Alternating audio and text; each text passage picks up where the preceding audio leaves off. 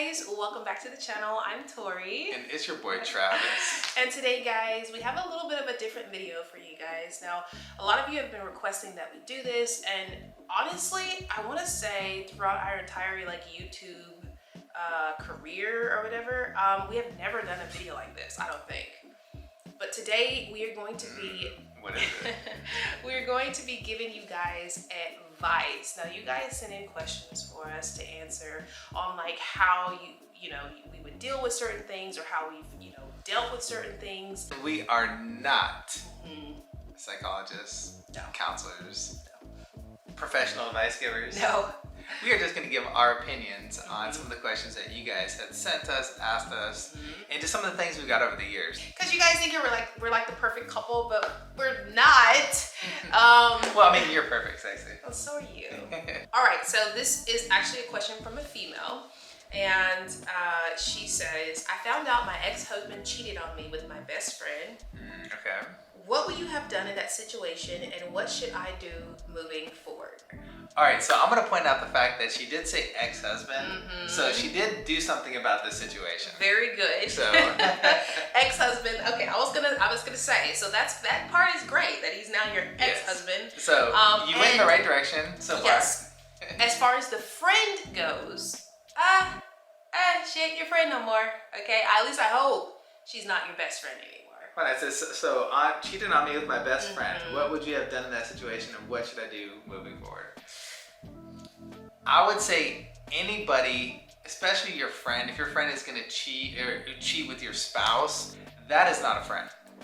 Your friends are supposed to have your back 100%. You know what I mean? Right. Your friend's supposed to give you advice. Your friends are supposed to be there for you when things like that happen. You know what I mean? They're not supposed to be the cause of your problems. They're not supposed to be harmful, toxic. He went against his vows. So it's not really the woman per se, and it's weird, ironic because she's your friend, but it's his fault for doing it. And I honestly think that you made the right decision by making him an ex. Yes. Because if he did it once, more than likely he's gonna do it again. Honestly, losing someone in general, I feel like it's almost like a death. Like you're losing someone. So I think that's why people grieve so much when you break up and things like that. But also realize that it's okay to be alone. It's okay to have the time to really rebuild your life and rebuild who you are and establish who you are, and have that alone time with yourself, to find yourself. I think a lot of times we kind of think that we need somebody else to complete us, but we don't.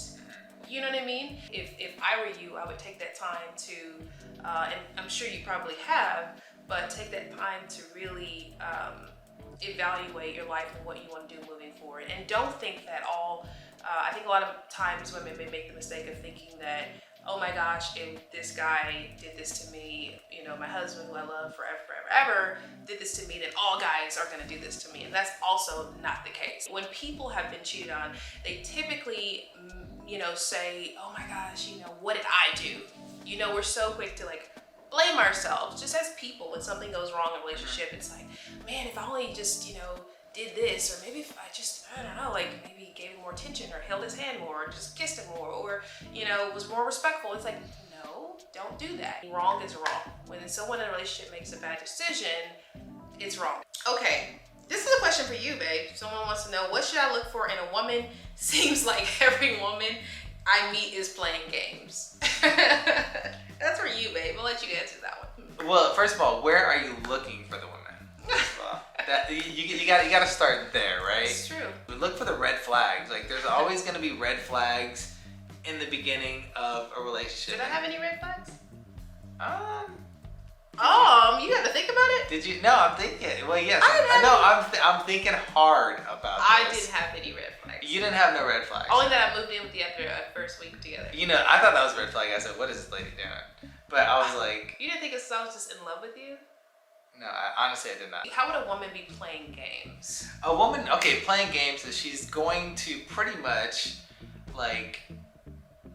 you'll notice in the time that she wants to spend with you. So if she blows you off, if she only comes around when she wants to come around, but not whenever you want to see her all the time, you know what I mean? So if I tell you, if I meet you and I'm like, hey, I want to see you again, you're like, okay, cool. And all of a sudden, like, that day comes, I'm like, hey, I'm going to take you out, next Thursday. Next Thursday comes and you're like, well, no, I can't make it because something came up, right? It's always something came up. Look for this something came up. Something came up. Yes. Like I said, if she's into you, she's going to want to spend time with you, right? Or, you know what I mean? I mean, if it is a money thing, it's like, if they know you have money and they're like, buy me this, buy me that, and all of a sudden they're just like, wanting too much from you, then red flag. I mean, that I shouldn't have to say that. That's a red flag. But that's what I loved, honestly, about Travis. I love that about you because everybody that I had gone on a date with prior to you, and I've gone on a lot of dates prior to him, guys would always take me to the most expensive restaurants and buy me stuff and... Dumb. Don't do it. They would shower me with gifts, and it was crazy because I'd be on just the second date with a particular guy or whatever, and he'd be like, oh, I bought you this necklace. It was crazy, and I was it was so weird because I'm like, this is crazy, this life. But then when I met you, I said we're going to a movie. We went to the movies and got coffee on the first day. He didn't even take me to dinner on the first day, and I did. No, I bought you dinner. This is great. I bought you dinner at the movie theater. I bought you chicken fingers. Chicken tenders. Chicken tenders. And I'm like and fries. I'm with other guys and stuff. They'd bought me prime steaks and lobster Eddie V's and all these expensive restaurants and stuff like that. And it's just it's so cool because Travis has money, but he took me to get coffee. Your boy gets her fried chicken and freaking French fries and some coffee. But I think that you tested me because listen, hold on. I do. I think you tested me because you knew you could have taken me to expensive restaurants. I can take you wherever I want to. Right, but you knew that I was the right girl for you because I was so used to being wine and dine stuff that you didn't do that. Well, first of all, I didn't know you were used to being wine and dine. Okay. And I said, look, this is what we doing. You down or you not? I didn't say it that way. I'm like, if you'd have been like, no, take me to Eddie V's and stuck your nose up, I'd have been like, forget about it. I ain't taking you to Eddie V's. Sorry, I'm taking my girl to Eddie V's. I'm taking my wife to Eddie V's. I just met you. I ain't taking you to some, $200 dinner. Nuh-uh.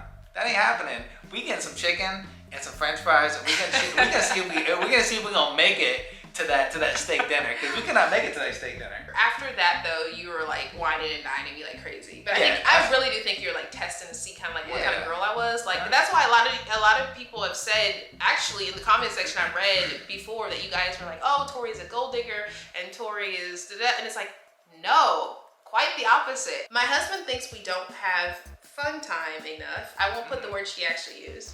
I love him and I want to please him, but I work long hours at the hospital and I'm always tired. What should I do? Props to you for putting in work, you know what I mean? Long hours at the hospital, supporting yourself, your family. I don't know the situation, but you know what I mean?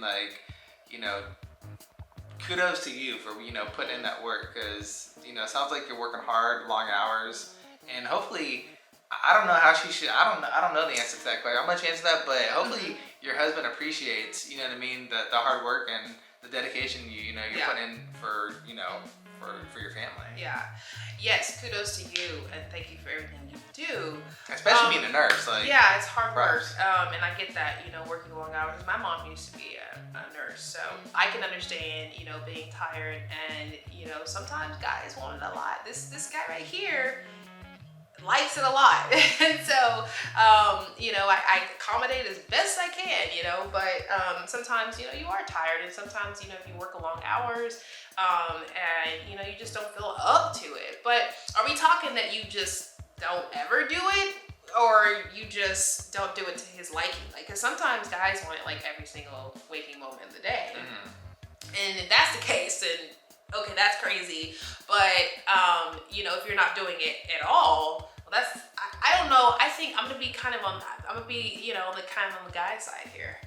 Oh, a little bit, because I get, I know that sounds... This is still a different approach. Okay, I want to hear it. Yes. Even I want to hear this one, guys. So as much as, like I said, I don't have all the perfect answers, but, if he is complaining about it, if he's saying, hey, we have fun time more, or whatever, then I think that somehow you guys need to really sit down and have a conversation on what is gonna work, because you can't just give him nothing, you know what I mean, and say, well, just be grateful that I work every day.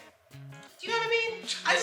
I personally don't think that that's fair. Girl, give your man some, please. I honestly, like I said, I don't know your full situation, but just from what you're telling me, if that's something that's really bothering him, I would try to acquiesce as best possible. I would try to do at least, I mean, you can't just neglect your husband, and vice versa. As a man, you can't just neglect your wife over work, right? It's the same thing, you know what I mean? You have to still fulfill the needs of your significant other, no matter what. And I feel like,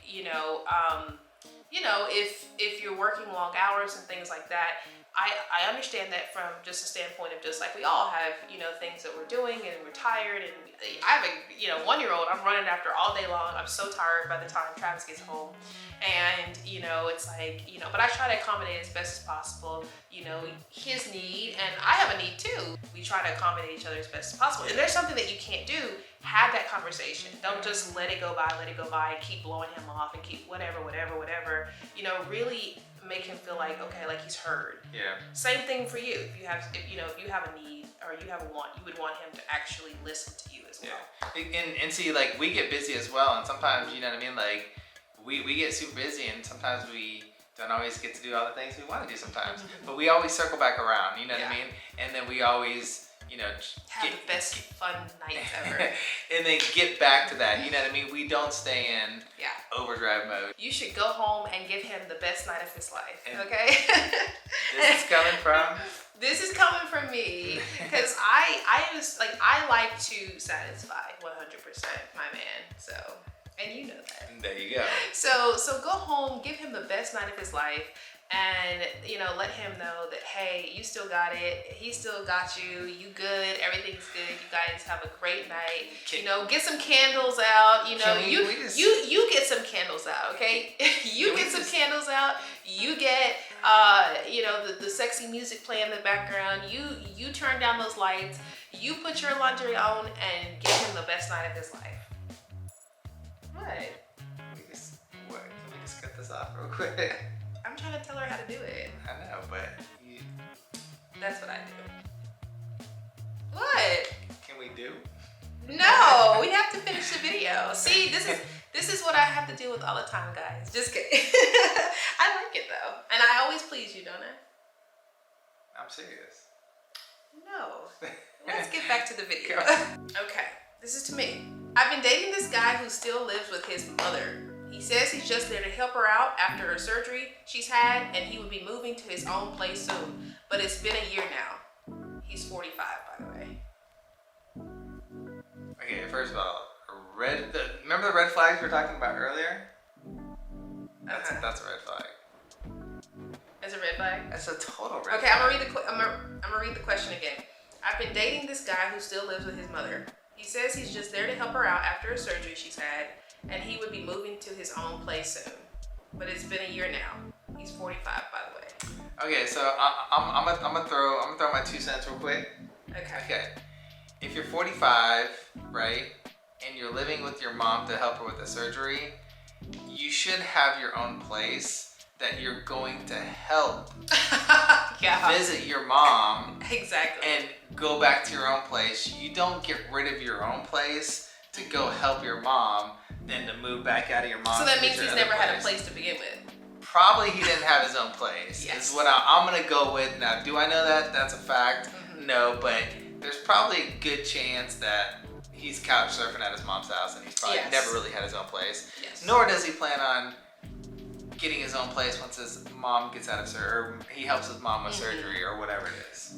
I'm gonna say I'm gonna give him a little bit of it. I don't know this person. I wouldn't. And so, I just say it because I think it's something admirable about helping your mom after a surgery. Actually, something about that is endearing. Actually, all right, I see that. But the fact that he doesn't have his own. Now, look, it's hard out here. People are struggling and things like that, and I understand that. Absolutely, you're right. But at the same time, you're 45, so you should probably have your own place. And I think this would check out if this particular guy had his own place and he was living with his mom helping her out. But because he doesn't have a place and he's just only at his mother's place helping her out, I don't know, because it sounds like someone who's gonna probably prioritize their mother over you. And while that's a good thing, don't get me wrong, what happens when you decide to get married? You know what I mean? Like, so that's what I'm saying. Is it really something that's gonna be long term? Because if he wants to help his mother out, that's one thing. But he's living with her. He doesn't have his own place. You know, he's, you know, probably sleep on the couch or something. I don't know. I think that right there, that's a decision you have to make. It has to be a decision like, do you want to deal with someone who is 45 living at home with his mother? That's a question for you, because some people would say, yes, that's fine. So it's really, you know, would I do it personally? No. But at the same time, you know, you may think that it's okay. It may be something that's not a deal breaker to you, but it would be something that you would have to look at and say, okay, is this something that I want for my life? Is he gonna prioritize me? Is he gonna actually get his own place? Is he actually, or can we actually be a couple?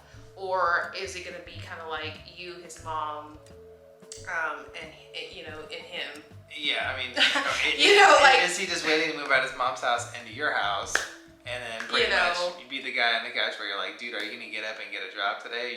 By 45, you want to find somebody who has their stuff together. Yes. At least halfway has their stuff together. Yes. They don't have to be, you know, filthy rich and have, you know, the big everything that, you know, a successful, super successful 45-year-old person should have. Yeah. But they should, you know, they should be independent for sure. Yes. I would imagine. And have their own place at least, the bare minimum. It doesn't matter if it's a mansion; it could be a small apartment. But I feel like at 45, you should definitely, you know, be. Of course, there's excruciating. There's things that happen in people's lives, and you know, you fall down your butt.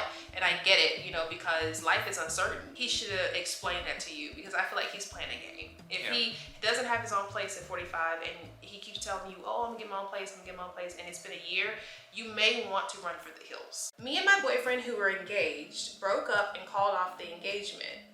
It was a mutual decision, but I feel like I wasted 5 years that I will never get back. How do I start over? Well, first off, you know, sorry that, you know, it didn't work out, right? I mean, 5 years is a lot of time, you know, to spend with somebody. Yeah. So, you know, definitely sorry to hear about that. But one of the things that I like to get out of situations that really don't work for me is, you know, I've been in previous relationships. I've been in situations where, you know, they have not worked out. Not even just relationships, just situations that haven't gone in my favor. And one of the things I always try and do is I always try and look back on the situation or whatever I went through and figure out, you know what I mean, what happened. And, you know, did I grow? Did I learn? Well, like, what can I take from that experience to help me better myself moving forward? I really don't believe in mistakes per se. I believe that they're lessons. Sure. And I'm sorry that you guys, you know, broke up. I always think about that, because, you know, if you anytime you spend with somebody, whether it's a year or 20 years or whatever, it's time spent. It's you know, either it's good or bad or whatever, it's still time spent. But do I think that you waste time? I don't think so. What's really the difference between dating one person for 7 years or 5 years in your case, or 20 years, and then dating 5 men in that time? You know what I mean? Yeah. But I honestly can relate to your question, because for Travis, I was married for a while, and I kind of struggle with that too mentally. Is, did I waste time? You know, because I was with this particular person for 6 years. Sometimes we get with people, they're not really meant for us, really, and you don't see it at the time, but trust me, you see it when you find your real, you know, soulmate, your real significant other that you really love and adore, and you're so thankful that you went through the experience, so you can appreciate when you actually get what? Keep it going. Come on, Texie. Huh? I like the what compliments? I like what I'm hearing. Keep it going. When you actually appreciate when you do get something really, really special. So trust me, you didn't waste any time. It was only preparing you, or if you haven't found anybody yet, it's going to prepare you for whatever. Getting with somebody else, being single, whatever. It's preparing you for the next place in your life, for the next, opportunity, for the next step, next level in your life. So level up.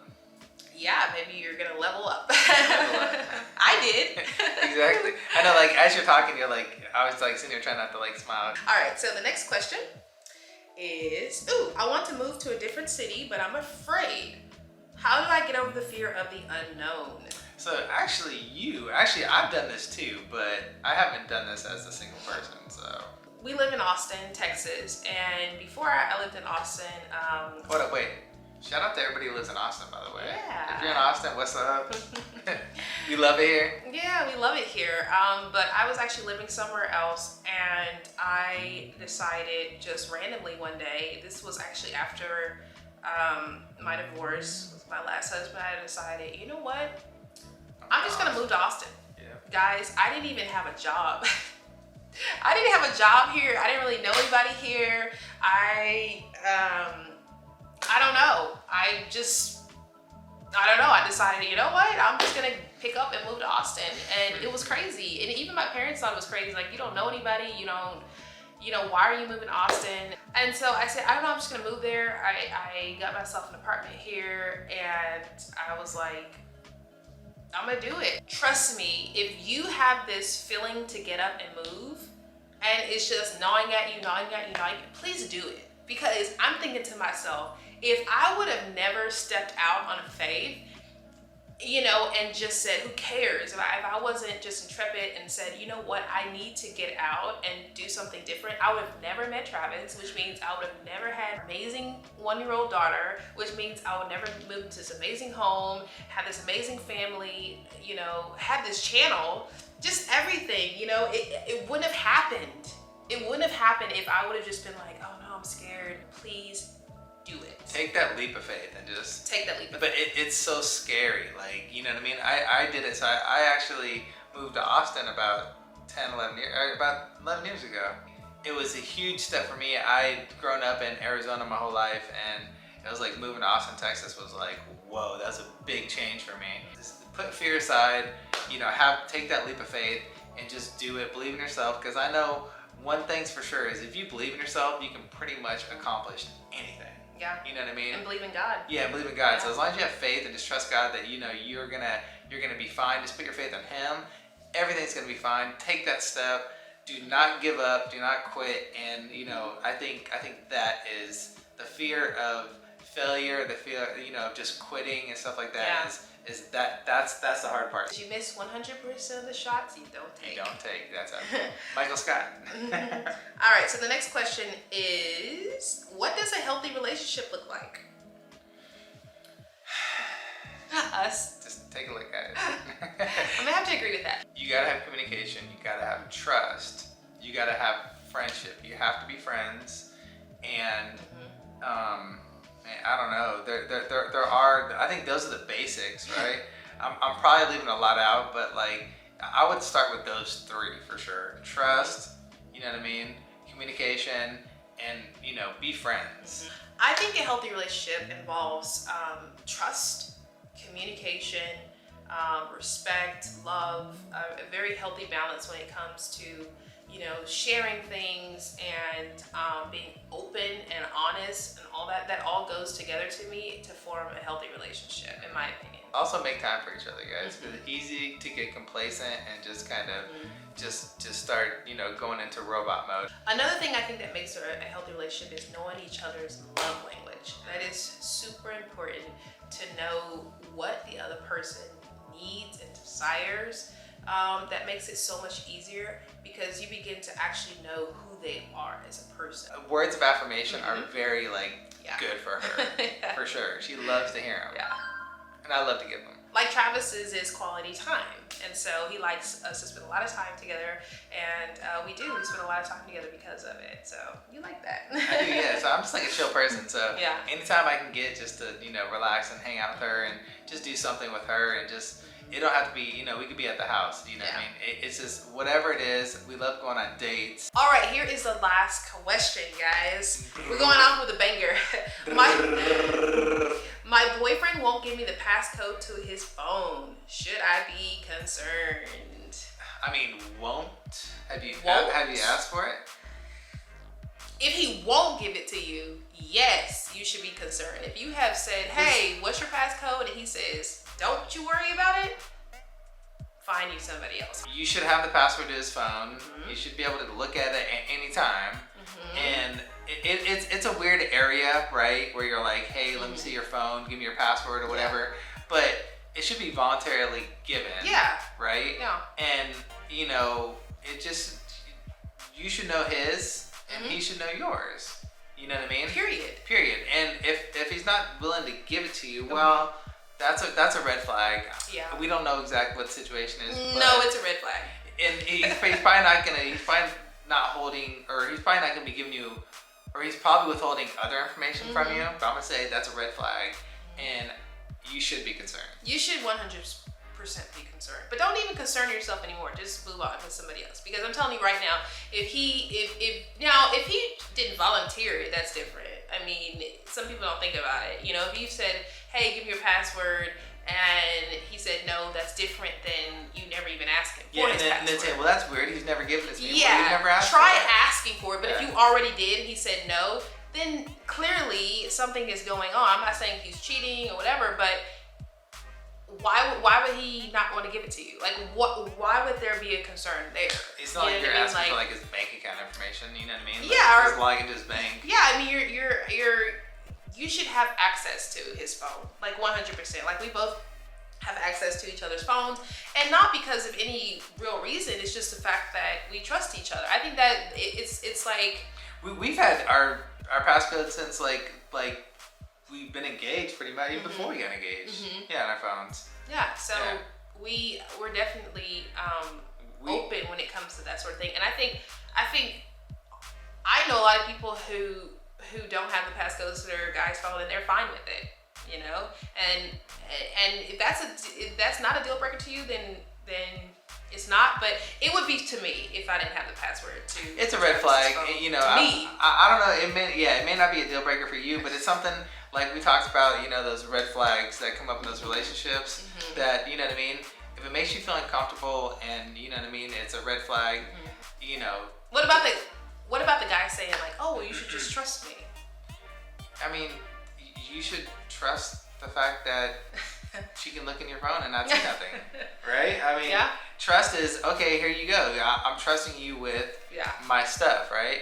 So don't go for the, oh, you should just trust me thing, because the whole you should just trust me thing is not trust. Yes. You know, I think that if he won't give you his password, girl, I mean, first of all, figure out why. If he says, no, don't figure out why. Well, no. Ask him. Say, why won't you? If he says, well, I just don't want to, well, that's not a good reason. I'm not going to accept, oh, I don't want to as a reason.